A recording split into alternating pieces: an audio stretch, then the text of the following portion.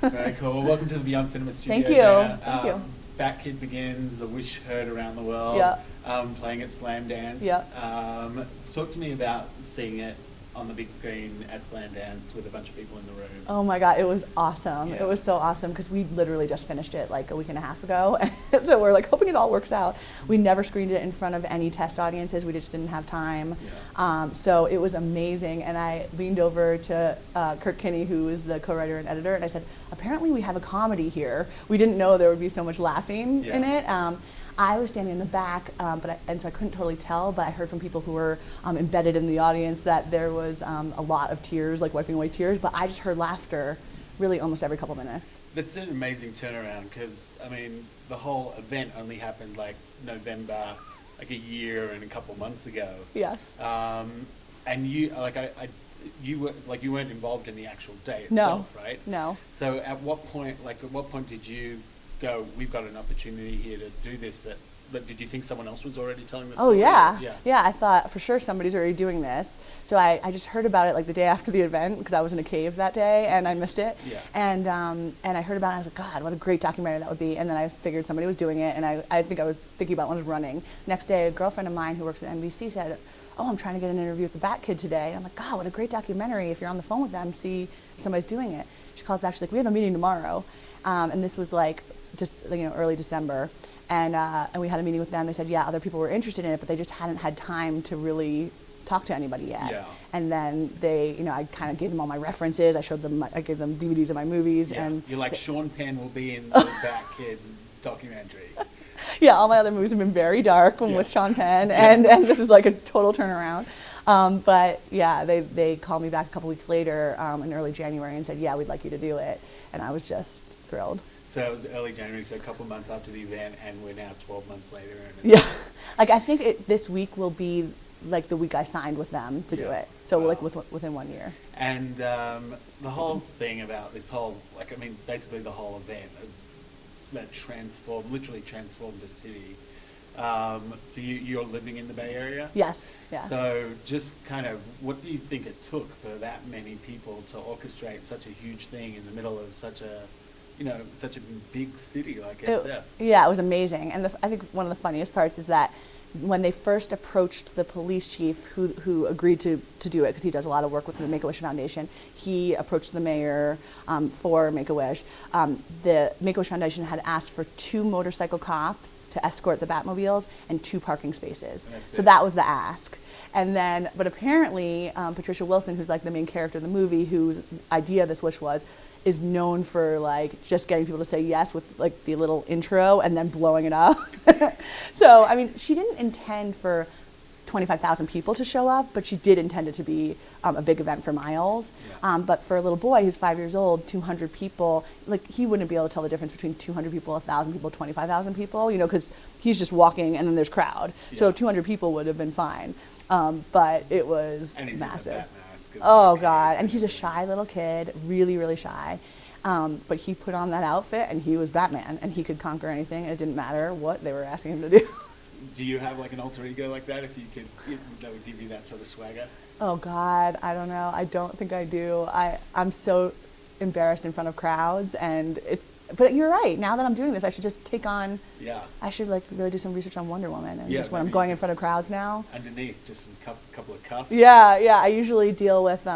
I try to have a flask of gin if I have to go in front of people, but maybe I'll have some cuffs on. Yeah, or make it a red flask of gin with a star Exactly. So dual purpose. Yes. So Sean Penn's obviously not in this film, but one of his good friends, it was announced this week, is coming on board to produce a narrative version of the film, Julia Roberts. That announcement that was made here the night before the premiere, obviously huge news. Huge. And I can't imagine that you would have thought when you were planning the doc that you were going to be EPing a film with Julia Roberts. Oh my God. Talk to me about just the sheer absurdity and excitement around that. That's such a perfect word, absurdity. Yeah, I'm not sure it's totally sunk in yet because it was a very fast-moving development. I got calls from my best friends on Friday, like, did you forget to tell us something? But it literally was happening, like, in real time. Yeah. So yeah, it's amazing. I didn't think about this at all. Truthfully, I did not, because it was such a quick turnaround that I was just thinking about getting this done, not losing the money of the people who invested in the film and donated to the film. So I really was very stressed about the documentary.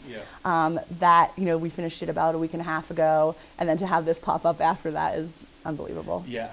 And what does that do for like Miles and his family? Like what, like obviously it's exciting, but and they're gonna see these other kids and other parents portray them in a movie. Yeah. Like, did you discuss that whole world with them, or is that like how does it affect them as subjects? I mean, it's, you know, we're gonna to be seen. The night I found out that this could be a possibility was last week, not even a week ago now.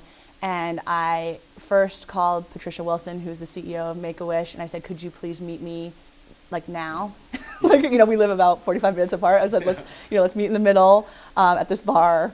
And we sat down and we had a shot of tequila, and I said, this might be happening. And we called the family together and said, this might be happening. And to be honest, I've never done anything like this before, so I really don't know the implications that much, but I do know that, you know, we have your back, and we're your people, and we will make sure this is the best it could ever be for everybody. Yeah. So, yeah. And how do they feel about that? I think they're excited, and I think that the reason they're very, very, I don't want to say insular because that's not a positive word, but they're people who do not like the limelight. They live in a small town of 1,000 people. They like it that way. And really, I think the reason they agreed to do the documentary in the first place, like they have no interest in celebrity. But the reason they wanted to do the documentary was that it could help more kids, because we're donating the proceeds of the film to the Batkid Fund, which helps make more wishes for kids and other charities.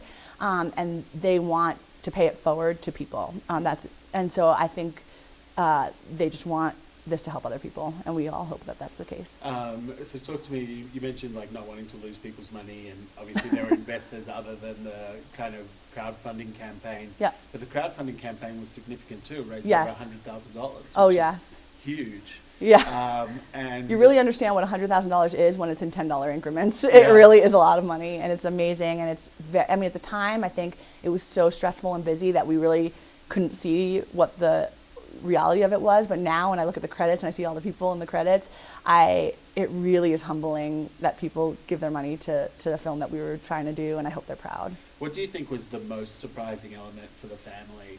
Like, was it the president getting on the line and kind of sending his wishes to, or was it, you know, the Batmobile showing up? What do you think was the kind of pinnacle moment for them in the experience? Gosh, I'm not sure if there's one moment. I think they were absolutely floored that like tens of thousands of people showed up. I mean, you know, they said like people just didn't go to work that day. They just didn't go to see their son traipsing around in a costume. Yeah. I think that was the biggest thing for them, more than the celebrities tweeting, because that, you know, they are on social media somewhat, but they're not, you know, and that I think was one of the major saving graces of this whole thing, is that Miles is, well, now he's 6, but he was 5. He's not on the internet, so he didn't really know. Yeah. You know, and so the wish was preserved for him. Like, had he been 17, you know, probably his wish would have been different. But he'd be very cool if he was 17 and that was his wish. That would be even cooler, right? But like, if he was 17 and had seen what had happened, it wouldn't have been as pure, I don't think. And so, most importantly, you know, for a kid who spent half his life, you know, battling leukemia, how is Miles now? What's the status? Oh, he's awesome. He's so awesome. He's in first grade. He played Little League last year. I'm not sure if he's playing again this spring, but I think he is. He's an awesome kid. He and my son have become very close friends, and we try to get Skype all the time, and it never works, but he's an awesome kid. Very awesome. Cool. Well, it sounds like when either gin or tequila are involved, good things happen. Yeah, so, I think so. So congratulations on the success. Thank you. Thank you so much. And its continued journey. Thank you. Yeah, cheers. Thanks.